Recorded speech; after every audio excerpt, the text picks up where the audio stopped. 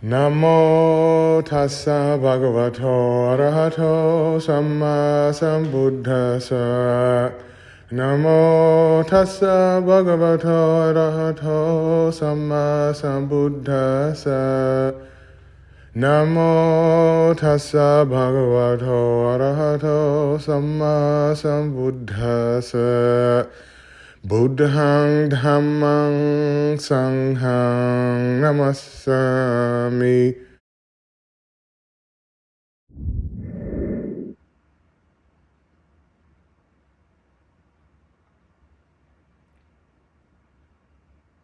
Greetings. This is Venerable Diamond, aka Brother Diamond, aka Dang Dai Min in the Vietnamese Mahayana tradition, but most just call me Brother Diamond, or even Diamond for short. I'm at Empty Cloud Monastery for the second time around. I was here back from March through May, and I had a wonderful time, but this time around, I'm really savoring each moment here at Empty Cloud. As you'll see, as you saw in the introduction, the beautiful estate and this lovely, quaint neighborhood. I have so many fond memories of this monastery that was created by Bhante Siddhaso and Ayyā Soma, so I'm grateful to be here. She is my elder in the Dhamma. She's been in robes longer than I've been in robes. I'm still a baby monk. Oopsie. A happy My baby hat's monk. fallen away. Oh. Anicca, impermanence. Yeah. So, yeah, this place is very special to me, and those who have been here, they know what I'm talking about. And if you're looking for a place to go to practice or to live short term or long term, contact Ayyā Somā and Bhante Siddhaso, because this place is quiet and beautiful. It has what you need as a practitioner, as a layperson / householder, or a contemplative or monk, to cultivate the factors for awakening. I mean, everything. It has everything you need as a practitioner. So, without going into details, more than that, I wanted to express my gratitude, my anumodana. And this is episode 2 of Conversations with Contemplatives. And so now we'll go right into the nitty gritty, as we say. Well, it's lovely having you here, Brother Diamond. You're always welcome, of course. Open door. I'm curious to know, what were you doing prior to going forth into the homeless life? Well, actually, prior to going forth, I was serving the Sanghas in the way that actually I started Buddhist Insights, the organization, before becoming a monastic. So I was a layperson, and Bhante Sudaso, of course, was fully ordained when we started Buddhist Insights. And yeah, so for about 3 years, I was practicing in a renunciant form, but in a renunciant lay form. And that created the conditions, the fertile soil to, savor the joy of missing out, and then aspire to take a monastic form. But before starting Buddhist Insights, actually with Bhante Sudaso, I was doing, well, you can say almost quite the opposite than anything that is spiritual. So I was very much involved in, you can say actually one of the most materialistic industries that there are. So I was in the fashion industry, and I spent many years as a journalist and as a creative strategist within the art and design, but mainly fashion world. And so wandered around samsara in that way for a while, to then kind of nurture sort of this passion that is needed in order to have the aspiration to do something else, or to search for something that is not necessarily in material things. So it was all necessary within this life to go through all the different stages. And once I got actually a bunch of dukkha of getting what I wanted, then I found the teachings of the Buddha again. I had already had found them in my life at that point, but I feel like I needed a few more years of dukkha in order to fully understand dukkha and for the teachings to really sink in, and that's what started. Got me involved in creating Buddhist Insights, the organization with Bhante Suttaso, and here we are today. And this was around what year? 2000. So I met Bhante Suttaso in 2015, and then after 3 months or so, we started Buddhist Insights, and officially we started it in January 2016. So it's actually our 6-year anniversary. Yeah. 6 years, yes. 6. Yeah, so 6 years right now. Well, that's a perfect segue into the second question. How did Buddhist Insights become Empty Cloud? Well, it actually never became Empty Cloud, but rather Empty Cloud is kind of like the baby of Buddhist Insights. So Buddhist Insights was and is a nonprofit that has the purpose of connecting people with monastics. So not necessarily just the monastics that live at Empty Cloud Monastery today or at the Rockaway Summer House beforehand. That was when we were in Rockaway Beach. Nor just the monastics that we are in contact with, but rather the Sangha at large, and also in all different traditions. So not only the tradition that we represent with these robes, but also other brothers and sisters that are practicing in different traditions that originate obviously all from the same lineage, which is the lineage of the Buddha.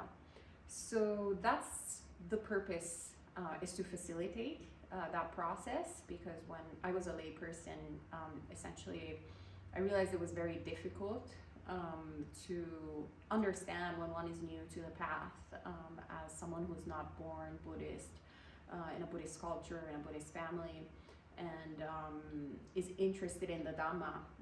It was very difficult for me at the time to find and understand where to go and where to find the teachings.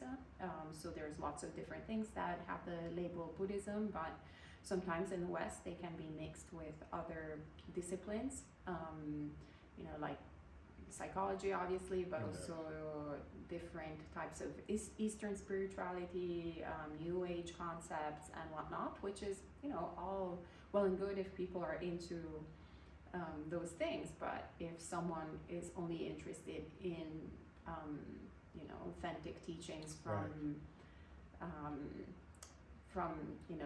the motherland, so from Asia, sometimes it's difficult to even know where one can go. Also to find a monastic also that speaks a language that you can fully understand and communicate with, and also understand where the temples are. Which temple, once again, has monastics that speak, in the case of where we were in New York City, English. In some temples there are some monastics that speak English, but in some other temples there aren't. So essentially that was kind of like the purpose, to facilitate this connection. And that led to creating, at the very beginning, we were homeless. So our home really was the streets, like literally. We would do street retreats. Street retreats. Yeah. Nice. So you were already getting a taste of the contemplative life before you went forth in the roads. Yeah. Preview. Yeah, so we would go anywhere that, there was a free space available, where we could, gather with people and meditate together and everything. All the teachings were offered by monastics, so Bhante Suttaso being the first one, but also we would invite different monastics from all different traditions to come to New York to offer the Dhamma. And that could happen literally from the park to the subway. We would do meditation in the subway, to art galleries, cultural centers, yoga studios, the library, to wherever it was, the conditions were ripe in order to meet and be in a sort of silent situation, or in a situation that was conducive to cultivate the Dhamma. So that was, our first iteration, our first year. Then that led into opening the Rockaway Summer House, which was both a temple and a retreat center in Rockaway Beach in New York, which is far Rockaway. Rockaway. Yeah, right out after JFK, the airport. So it's by the beach, of course, and it's a very diverse neighborhood, really welcoming community. There was no Buddhism at all. No, so you created a much needed niche, a space there. Yeah. A void. Yeah, it was. Dhamma void. It was great because there were both locals who were interested, and also Rockaway is a destination, so people from all over the city would come. And so we would offer retreats every weekend led by a different monastic from a different tradition. And then as that, we did that for a couple of years, that kind of sort of naturally evolved into finding a sort of more solid destination. And we found our home here in New Jersey, and that's kind of Empty Cloud, how it came into being. But all of these, babies of Empty Cloud, they're all like part of Buddhist Insights as a whole. And the purpose of Buddhist Insights is also to support, different other communities. So we also connect people with other monasteries. So we had done, in the past also Buddhist Insights goes to Temple Forest Monastery, for example, or to Chuangyan Monastery. And so allowing people to learn that there are places of practice around them, and kind of facilitate this introduction. That's beautiful. So non-sectarian, but strongly rooted in the Theravada tradition, particularly Thai forest. In terms of the word purity, a lot of Westerners don't like this term, but a more authentic practice of early Buddhism. And everyone can see that, and it's inspiring. They say, wow, this is the manner in which bhikkhunis have worn robes for thousands of years, right? Over 2,000 years, which is another thing, but I didn't want this interview to be too long, so we won't go into that, but it's inspirational on many levels, so a lot of women look up to you, of course, you know that. No, Lay I don't women know in, that. So, yes, you look at comments, so you look at comments on social media and you inspire a lot, and actually picked up the banner in a sense from Venerable Thupten Children. And she was, back in the day, a pioneer in spreading the Dharma and being fully ordained in a roundabout way. She had to go through Dharma Guptaka Vinaya, and that was very complicated, but she did it. But the way you went about it, and we hosted Ajahn Pasano here. I served him while he was here, and it's great to have elders like that come, and he enjoyed his stay here, which was about a week long. So the potential of more events like that here is also exciting.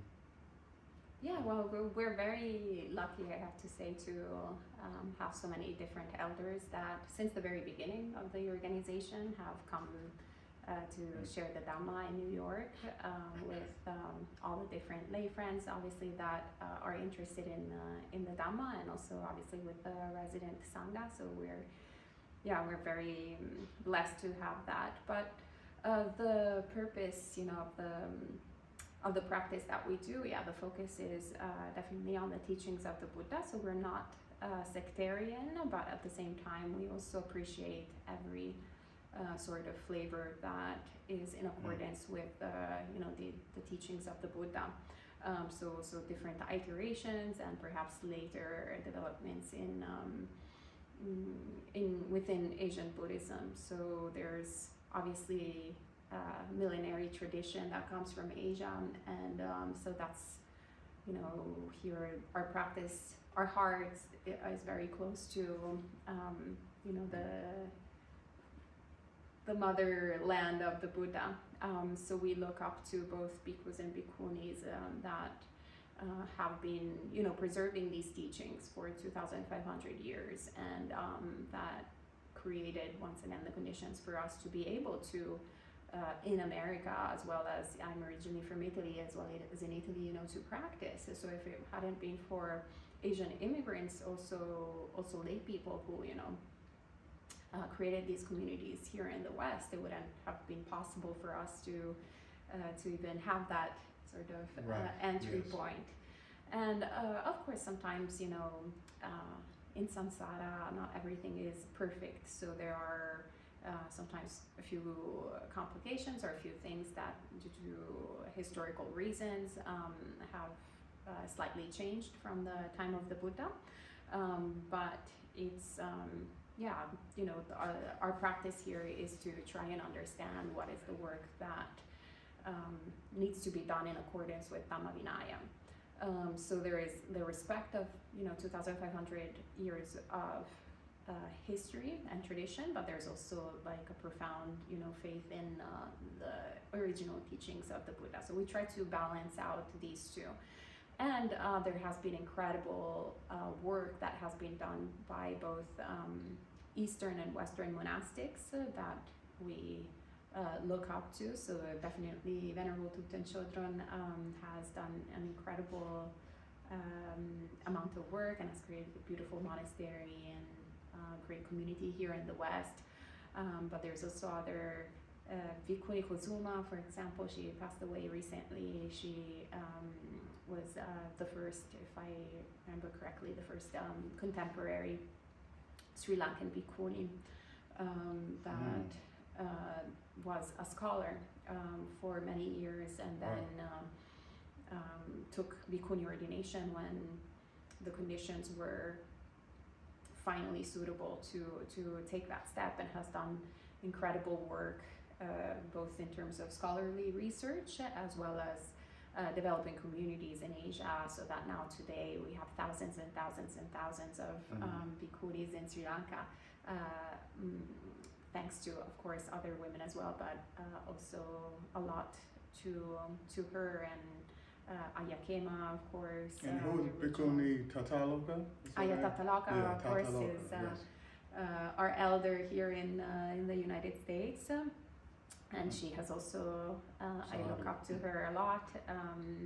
Yeah, you know, they were facing, the previous generation of bhikkhunis where it was facing a different sort of reality and different types of issues. So I feel very blessed and lucky to have that inheritance and not to have to do that type of work, but be able to focus mainly on, you know, on practicing Dhamma and Vinaya rather than actually, you know, creating conditions for ordination, since you know, there was already that work that had been done, and luckily it was a little bit more challenging perhaps than for the average man to take ordination, but still not as challenging as it was for women a few decades ago.